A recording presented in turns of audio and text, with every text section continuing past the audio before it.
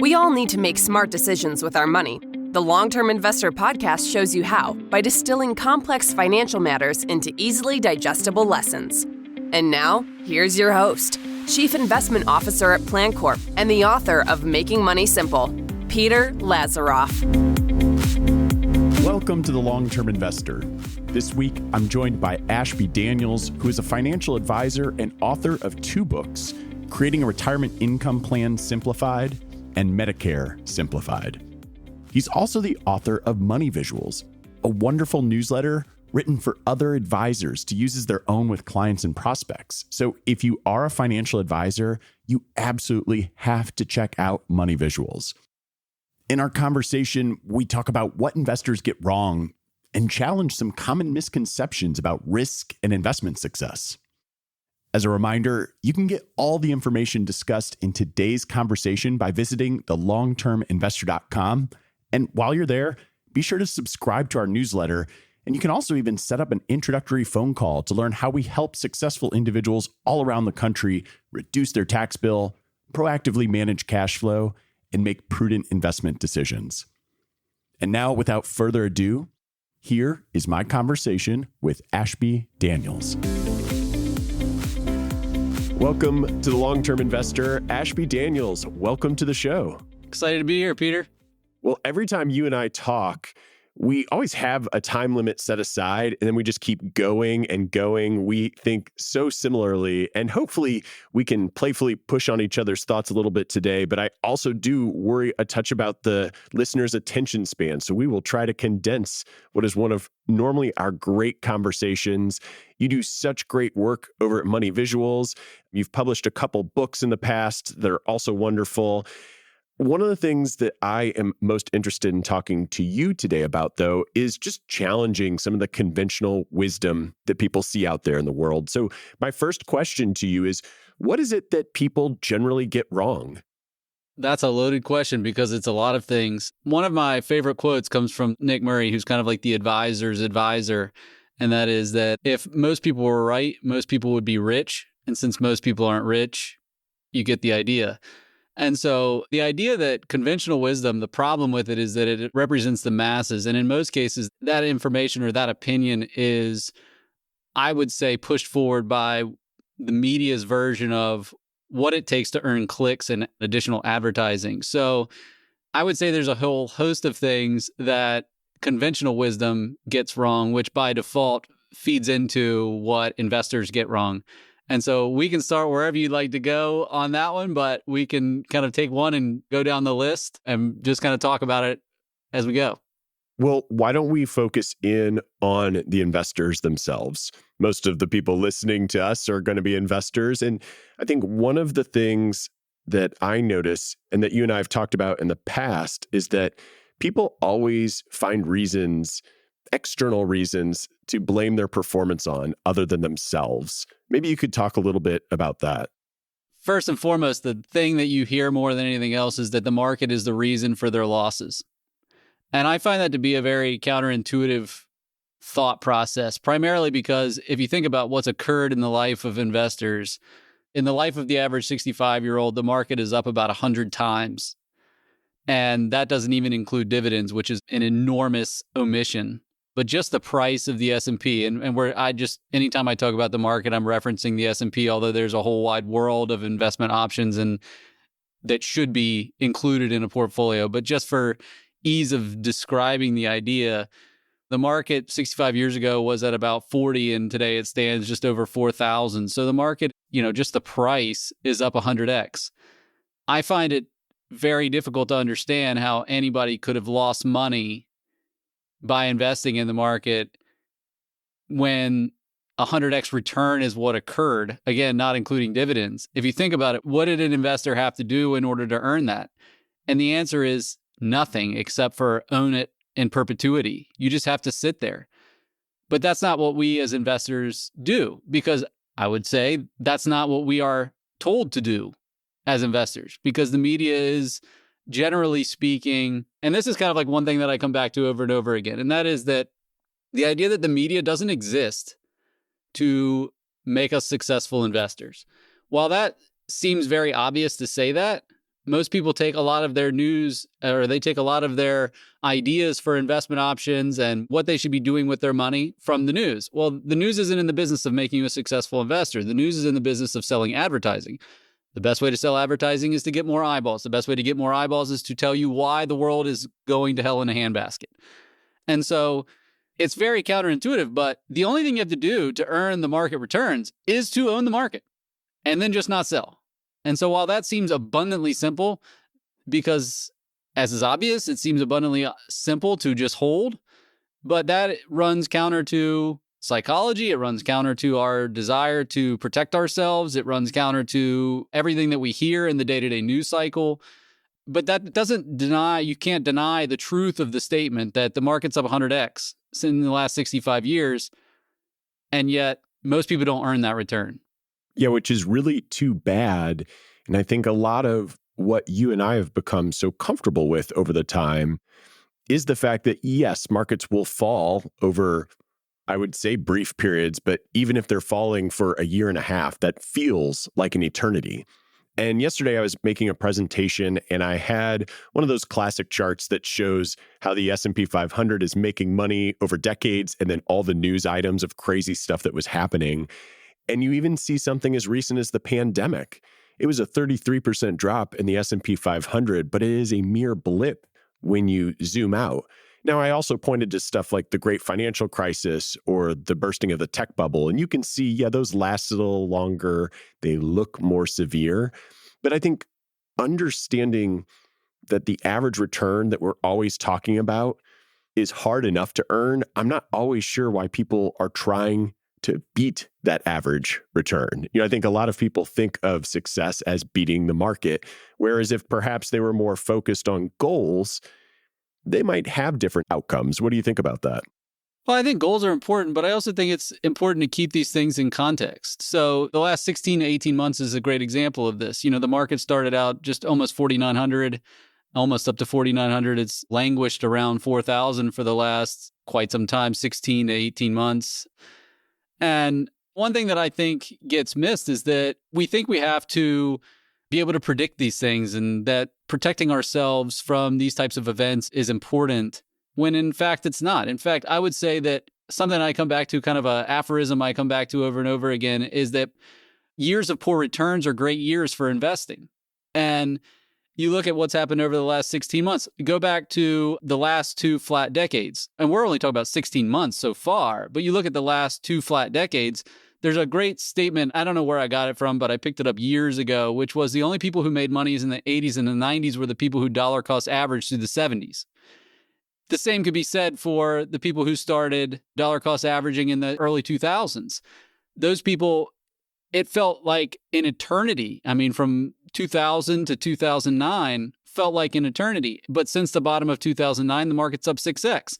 So if you would have just dollar cost averaged through those periods of time, you ended up coming out the other side very, very good if you just kept buying. And so, yes, goals are important, but it's also important to have the proper expectations that times like this happen. We know, I call it a crisis of expectations. We know that on average, every, say, 3 or 4 years, sometimes 5 years, and sometimes it's a decade, like the last decade.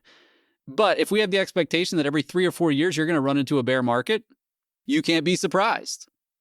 And if surprise is the mother of all panic, then just don't be surprised. You know this is going to happen. You know that bear markets are coming. You know that there's going to be periods where the market doesn't go anywhere. I mean, in my opinion, sometimes the flat market is the most frustrating market of all. Because it just feels like, all right, you get your statement, it's up 1 month, it's down 1 month, it's up 1 month, down 1 month. That's maybe even more frustrating than bear markets, because the bear market, you just kind of grin and bear. But with flat markets, it just is perpetually frustrating because you feel like you're putting money in and it's not even doing anything. It's funny. I've been talking a lot about the bear market. How long will it last? What are good expectations going forward? And I remember, I don't know, it's sometime during the second half of 2022 where people would ask me, is now a good time to invest? Is this risky? And I said, no, where we are now doesn't feel risky. It just feels annoying. And so I think to your point, bear market, once you're in it, you're like, okay, this is happening. This is what hopefully somebody has told you was undoubtedly going to happen at some point in your lifetime. multiple times in your lifetime. And now it's happening. And now it's really annoying, but I know that it will end.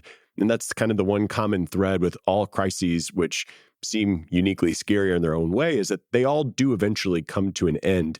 I think it's interesting to think of risk, though. There's so many different definitions. How do you think about defining risk? So I love that question because I think it's something that so many people get wrong, even advisors, maybe most of all advisors, because we talk about, well, you need to take more risk. Well, is it risk? I think we have to properly define risk. And so let's start with how most people define risk, and that is as volatility. This is pretty straightforward. Everything that says, well, it's volatile, so it's risky. Well, maybe not. Let's talk more about that. So the way I define risk is one of two things, and that is, first and foremost, the probability of complete and total loss. So meaning whatever you have goes to zero. The first thing I'll say about that definition is it has never happened in the history of the market. We just talked about the fact that the S&P over the last 65 years is up 100x, not including dividends. So the probability of complete and total loss is something that's never happened, and yet it's something that gets talked about a lot. So that's definition number one. Definition number two is any decision that moves you further from rather than closer to your goals. Now, this is one that surprises a lot of people because if you think of it as any decision that moves you further from rather than closer to your goals, think about this. If you take just and this is something I think we'll maybe get into later, which is the counterintuitive idea of compound interest. But if equities we know over, say, the last 100 years have earned about a 10% annual rate of return, if instead I would have owned bonds and that bond return is 5% over the last 100 years, well, by choosing to own bonds rather than owning equities, albeit equities certainly have sometimes dramatic declines, but let's just say that they still earn their 10%. By choosing to own bonds, I'm actually introducing risk to my portfolio.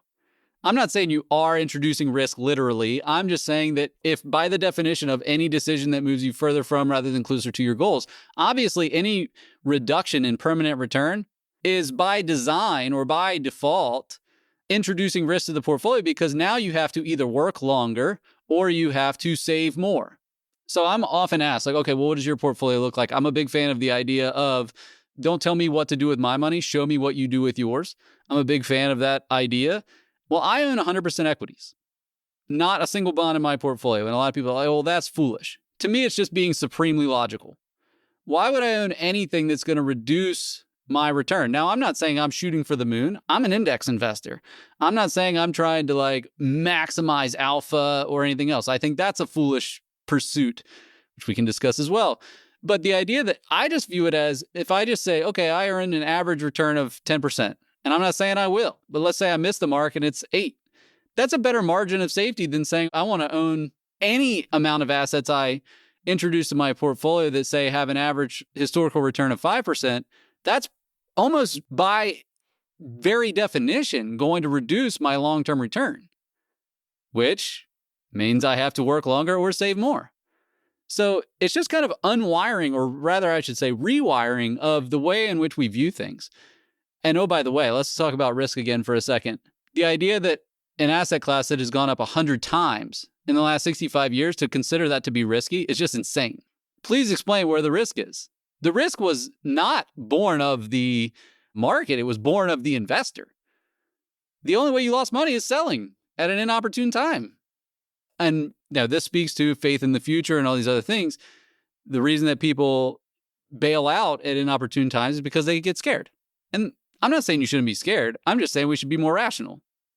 I absolutely love that. And anybody watching us on YouTube can see my head has been down the whole time taking notes, which, again, we talk regularly and I never have a notepad. I'm usually walking or driving or on the move, so I don't have the privilege of doing that. But I really do like this idea that you're talking about, that decisions that move you further from your goals. And people do add bonds to reduce volatility. And if that's going to help you stay the course, that can be very useful. And all else equal, if you have two portfolios with the same average return and one is less volatile, sure, choose the less volatile one. It's going to compound better. But you're right.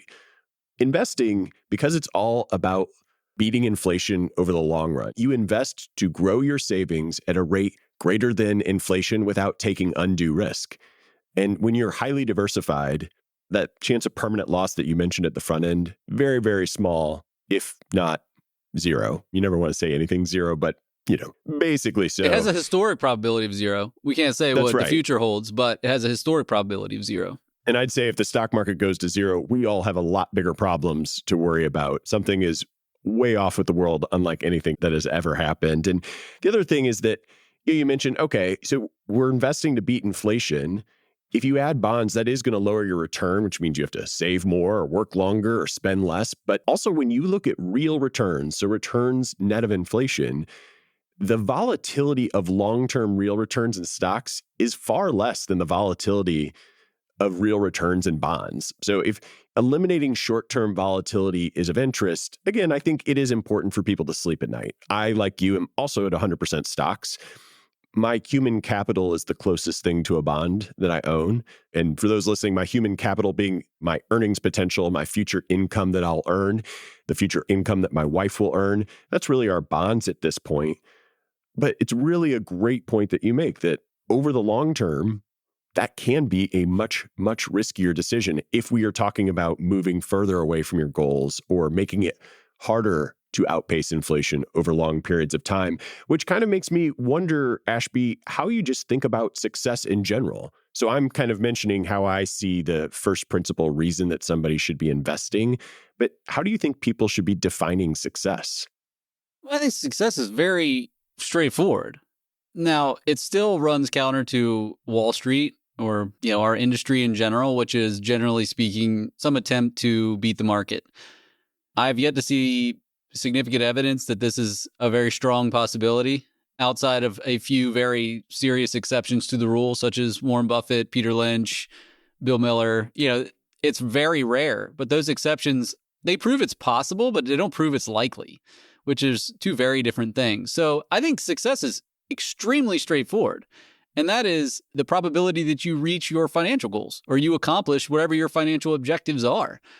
I can't imagine any other version of success that holds a candle to that idea. I mean, at the end of the day, each of us have some kind of life's purpose. In my case, maybe it's my family first and foremost, providing for them, caring for them, hopefully raising good children, things like that. That's my success. That's my purpose. But from a financial perspective, being able to provide for them, and both, in the near term and in the long term, obviously, whether it's from an insurance in case I don't make it, or whether it's from, invest. I like the idea of insuring for what can go wrong so you can invest for what can go right. So success is very straightforward, which is the accomplishment of your financial and life objectives. I don't think it gets any simpler than that. I had an episode not too long ago. I was starting to scroll and look for it as you were talking. Episode 87, How to Measure the Success of Your Portfolio. And I suggest that you should not just have this portfolio-based benchmark. That for me, a portfolio-based benchmark simply allows you to better understand your investments, which are the vehicle for helping you achieve your goals. But you also need that goals-based benchmark to help measure your progress towards the goals, which I think, like you're saying, is really what matters most. And ultimately, when you get overly focused on a portfolio-based benchmark, you start trying to beat it. I think one of the real common misconceptions that I deal with, for lack of a better word, in day-to-day work with clients and speaking with others within the industry is this idea that benchmarks were designed to be beaten, where that just really wasn't ever the case. And whenever we quote market stats, like you, Ashby, just keep talking about 100x price gain over the last 65 years. All you had to do was own it. You could have bought it at terrible times as long as you owned it. And yet, the second you deviate from that portfolio, your performance is going to be different. And yes, everybody wants to be above the benchmark. That would be wonderful. But that's not really what a benchmark is all about. And I think this idea of the pursuit of average is something that we've discussed before. Average can be a word that sounds not that great, but if you get that market return, you're probably beating 90% of investors. Don't you agree? Couldn't agree more. So as a baseball fan, I know you're a baseball fan. So this is an idea. I like this kind of thought process. So Jose Cruz Jr. is considered by Baseball Continuum to be the most average baseball player that there is, which by this definition means, let's just say as a hitter, if the MLB, Major League Baseball average is, say, 250 year over year over year, he hit 250 year over year over year, generally speaking. Now, that doesn't mean he's a bad baseball player. I'm sure he made plenty of money playing baseball, hitting 250 a year. I would do that if I could. But let's just say over a 10-year span, you would assume, okay, well, if he's the average baseball player, then over that period of time, he's also going to be the average baseball player over a 10-year period, which is interesting. But it doesn't work that way in investing. If you are average 1 year, let's just say that puts you at the 50th percentile. Okay, so 50, which by the way isn't even true, which is ironic, but let's just say it puts you at the 50th percentile. Over a 10-year period, just by being average year over year over year, it's counterintuitive that that will put you in the top 10% of all investors over that 10-year period. It is just absolutely wild to think that that is possible. And oh, by the way, I think Spider just came out with the idea that over the 30 years, I want to say that the S&P 500 ETF index fund outperformed 98% of alternatives, of active investors and the like. You can do pretty well by doing average. Yeah, and I think in general, Ashby, you and I both agree, oftentimes it's more a matter of just trying not to make mistakes. You know, the best way to be smart is not be stupid. One of my favorite quotes. Yes, Munger, right? Yes. And so, you know, in general, if people are going to have what we're going to call an average return, even though the average return outpaces most investors, most professional investors, are there any other things, if we're trying to avoid mistakes, any other thoughts that you have on how to best not lose money? I think the best way to not lose money is to know where, one of Munger's other great quotes is, tell me where I'm going to die so I'll never go there. And so look for the failure of other people. You know, it's easy to look at the success and try to replicate success. It's a whole lot easier to make sure you don't follow in paths of failure. The idea that any of us are going to replicate the performance of a Buffett or a Munger or a Peter Lynch or Bill Miller, you can name a huge number of other people, that's virtually impossible. But we can learn where people have died, so to speak, and don't go there. So one is, and oh, by the way, you can learn this by listening to these very same investors. It's a whole lot easier to learn and replicate temperament and behavior than it is to learn and replicate investment results. I mean, you look at, as an example of that, and I want to come back to actually answer the question, but you look at The Intelligent Investor, kind of the Bible of many investors. There's 5 editions of that book, and none of the 5 have the same formulas. So even if you were going to try to replicate somebody's investing results based on formulas or what have you, you're probably not. I don't think Warren Buffett would follow the same exact philosophy he followed getting started if he was starting today. He just wouldn't, because it doesn't work. It's a different world. But kind of the foibles, if that is pronounced correctly, of investors are common, which is listening to forecasts, believing that you're going to choose the best investments, following media pundits, leverage, you know, all these things, basically anything other than just sitting on your hands. It sounds ridiculous to say it that way, but pretty much anything other than sitting on your hands, you very well may be making a mistake. That's probably a bigger mistake. Like once you identify a portfolio that is good enough, and I purposefully use the words good enough, not optimal, not anything else, because first of all, optimal is a joke. Optimal, you can only know in arrears. You cannot know what is optimal until the future gets here. Thereby, you can't know what it is today. And so the idea is to find a portfolio or invest in a portfolio that is just good enough. The idea of owning index funds. I want to say it was Jack Bogle who said, are there better portfolios? Yes, but there are infinitely that are worse. And so the idea of owning a portfolio of index funds, yeah, sure, you could do better, but you could do a whole lot worse.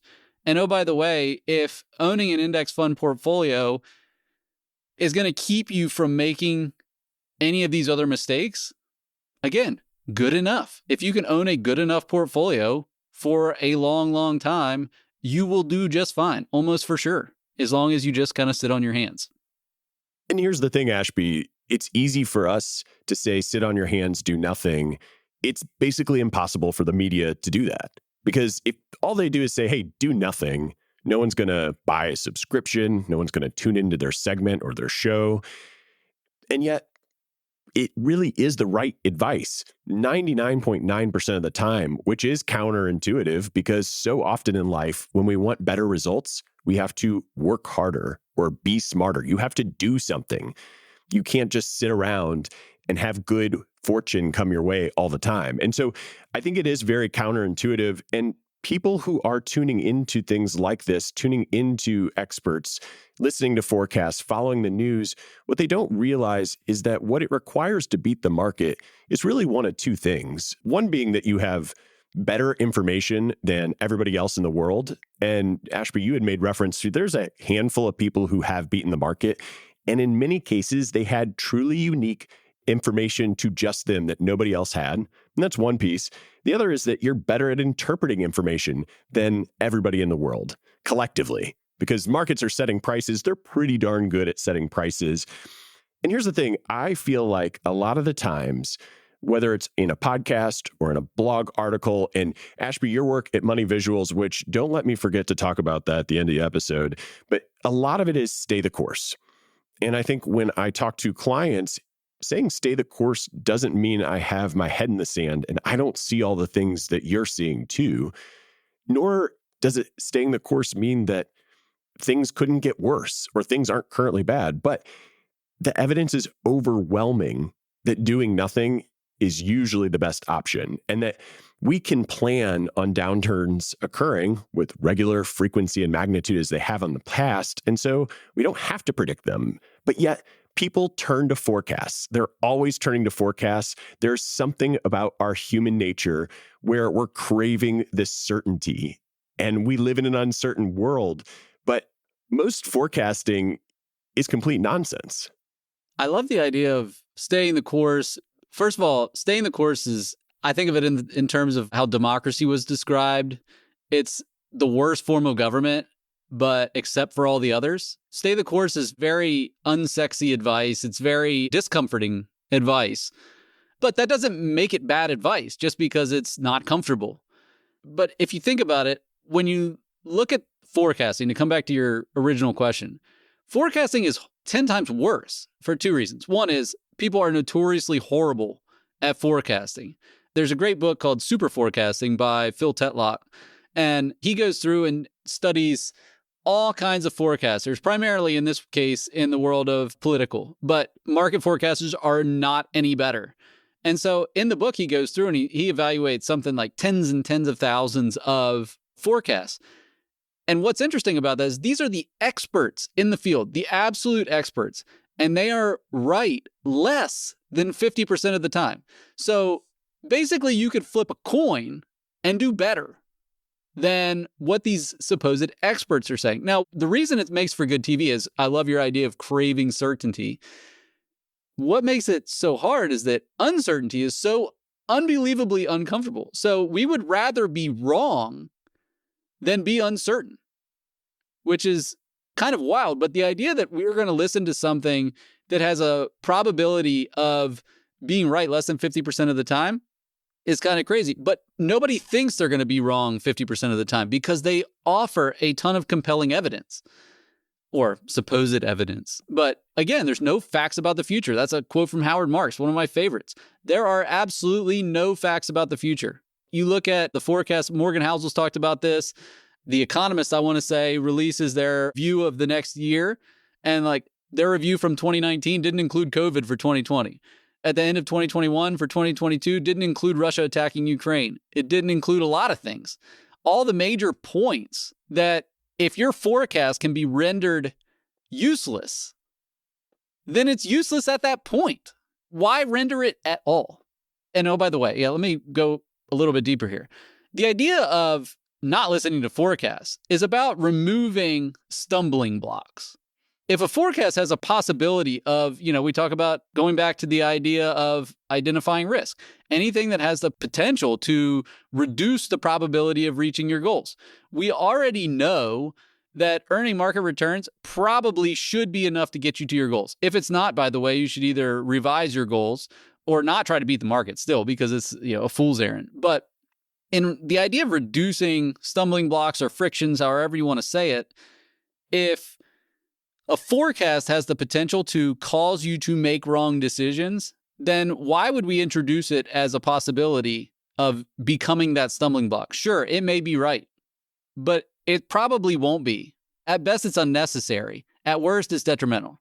I couldn't agree more. And I think professional experts know that we are all making up stories in our head about the world around us and that we don't remember the past correctly. And our incomplete memories of past predictions keep us coming back for more. And it's just a never-ending cycle that the more you can tune it out, the better you're going to be. And I think it's also important to keep an optimistic framework for the future. I'd love to get your thoughts on that angle. So I think faith in the future, which is another phrase coined by Nick Murray, faith in the future is something that is wildly underrated as a piece of what it takes to be successful. Now, faith in the future, just to be very clear, is not starry-eyed optimism. It's not rose-colored glasses optimism. It's simply the belief that human progress will continue. And anybody who denies that human progress will continue, look around yourselves. Look at your friends. Look at your family. This is not a complicated idea. Almost everyone you know, literally 100% of the people you know, rise in the morning with the idea of making their future and for that of their family better than it was today or yesterday. That's literally the goal of every single person.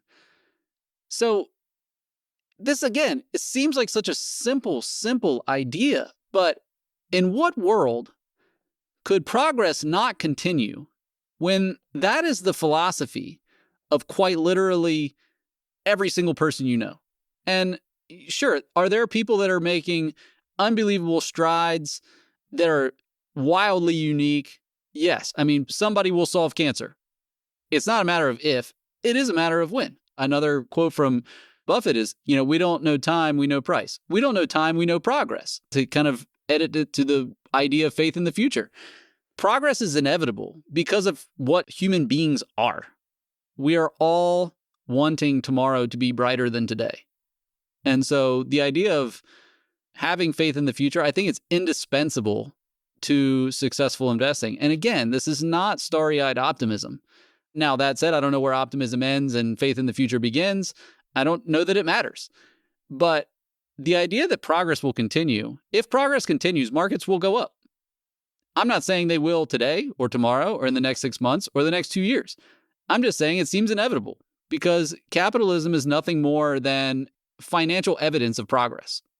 Yeah, I always tell people that if you're investing in stocks, the only thing you'd really have to be worried about in terms of the future is that suddenly shareholders and corporate executives stop liking money. They're always going to go out and try to earn more money. And this idea of being optimistic about the human spirit, to me, is really important.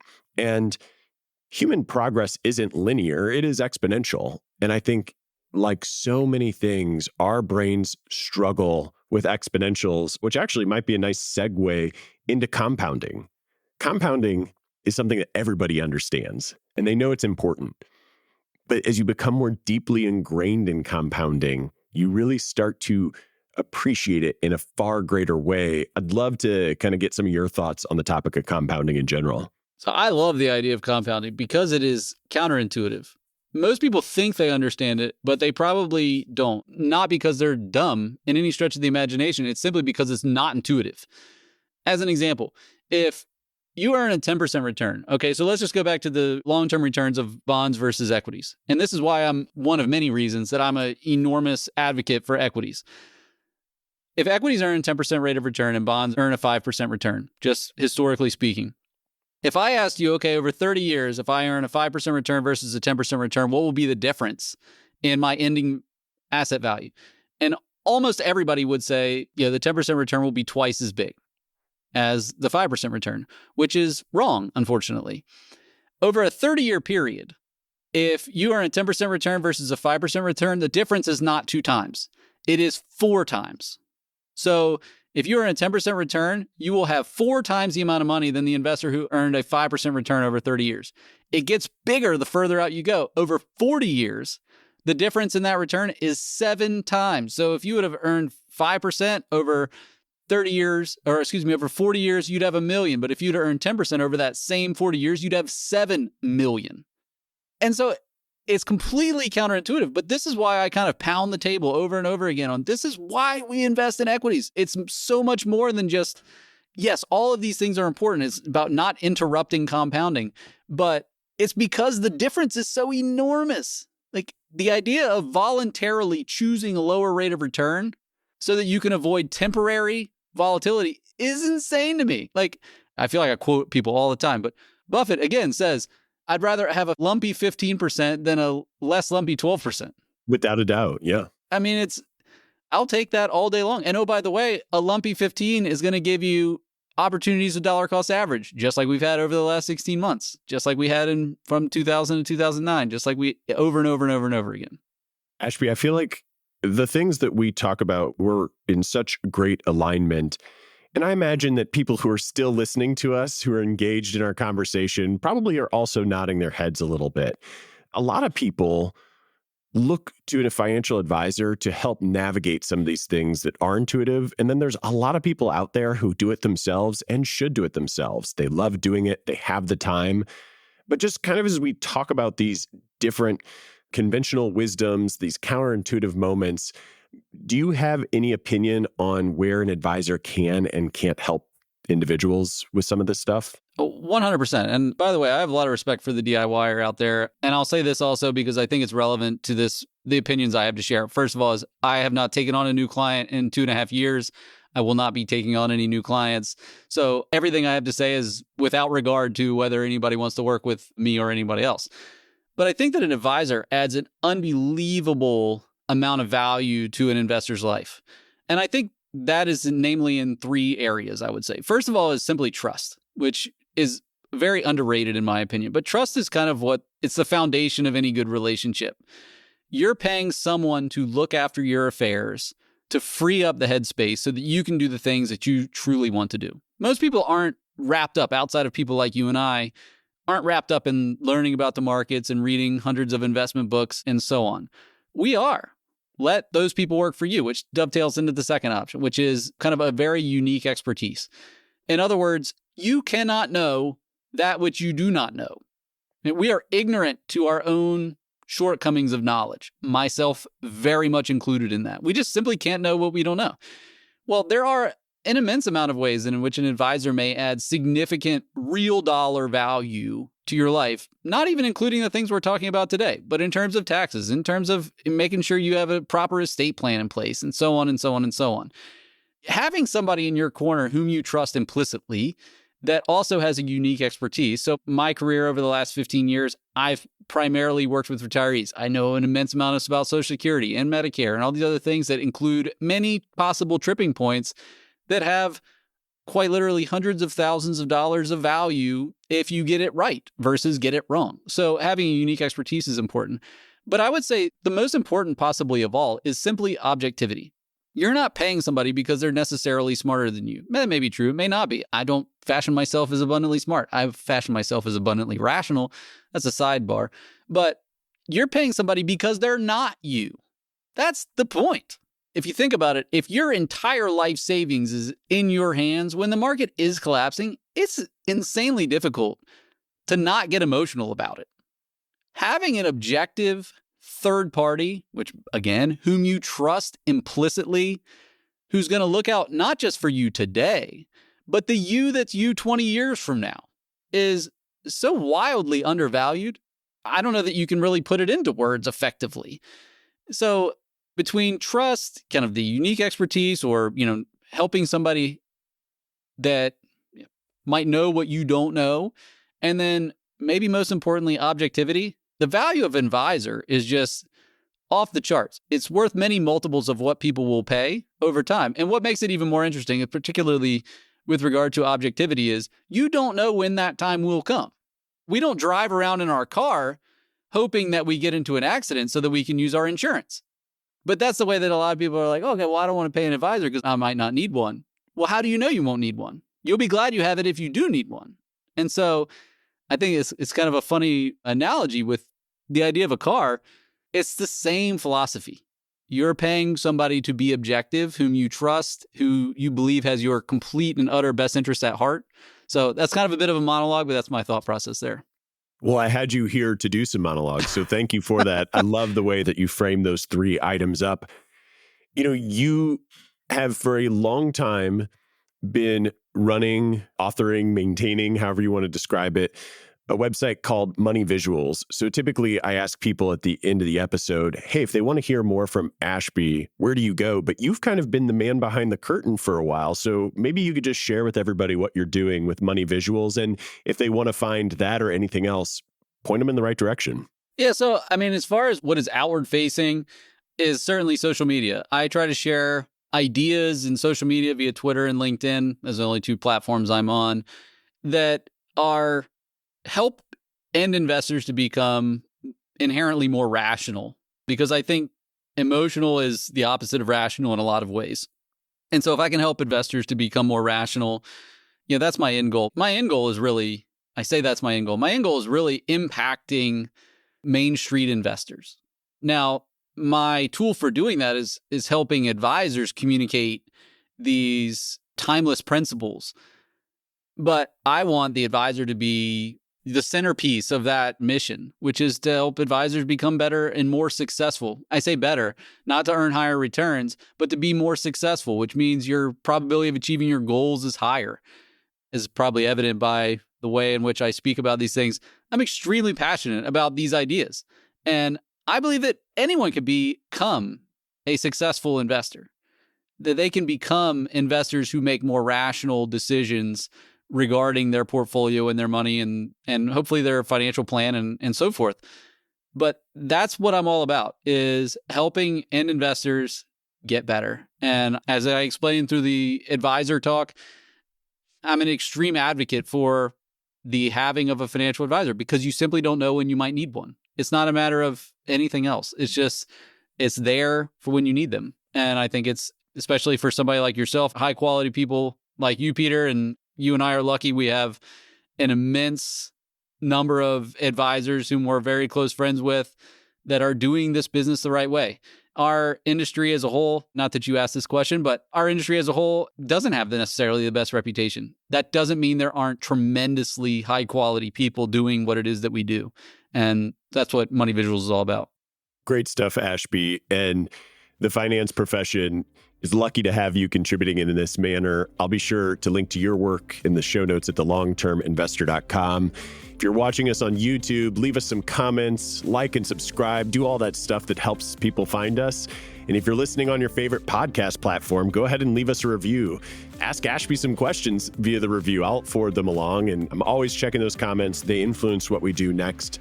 Ashby, thanks again. And to everybody listening to Long-Term Investing. Thanks for listening to the Long-Term Investor Podcast. To access free financial resources and submit questions to be answered on the show, visit thelongterminvestor.com. Peter Lazaroff is an employee of PlanCorp and BrightPlan. All opinions expressed by Peter and any podcast guests are solely their own opinions and do not reflect the opinions of PlanCorp or BrightPlan. This podcast is for informational purposes only and should not be relied upon as a basis for investment decisions. Clients of PlanCorp and BrightPlan may maintain positions in the securities discussed in this podcast.